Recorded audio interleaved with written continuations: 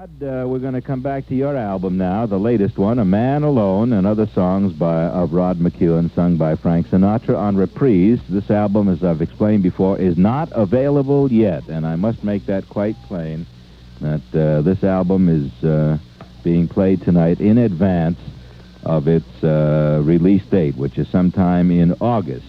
And that somebody's going to catch it tomorrow. Somebody's going to catch it tomorrow, and I'll be out of town, of course.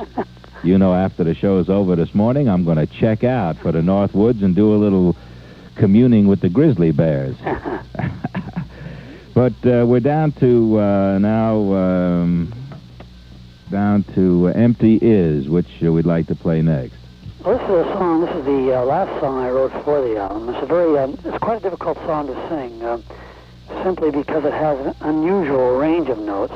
I wrote this in June of last year. I was in Italy. That's where I completed the album, and then toward the end of the month, I went into London and I did a demo of the entire album with a 36-piece orchestra, and I brought it back and spent last 4th of July with Frank playing in the demo in New York, and it was kind of a kick because everybody said, what, a 36-piece orchestra to do a demo? And I said, well, look at this. Right, I'm falling off the chair, you know. I figured this way, if he hates the album, I could run around saying forever never, here's this album I've done with a 36-piece orchestra that Frank Sinatra can't stand. Yeah. And if he likes it, then maybe, everything will be all right. So in any case, this is the last song, and I like it. Empty is the sky before the sun wakes up. Empty is the eyes of animals in cages. Empty the faces of women mourning when everything has been taken from them. Me. Don't ask me.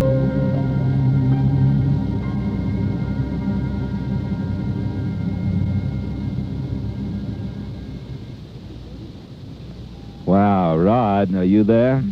Here. Well, you guys are going to destroy the world. Frank said we should package a gun with each album.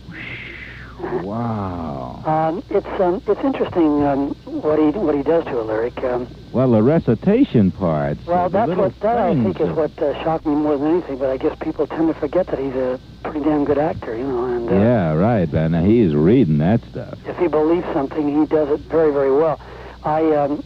If you're a songwriter who is also a singer, you tend to think that you can sing your songs better than anybody else, no matter what anyone tells you, or no matter how many frogs you have in your throat. But I was really brought back home to earth when I sat in the control booth listening to him sing some of the songs of mine, because while most of the things were written especially for him, there were a couple of songs that were older, and he sang words in the songs.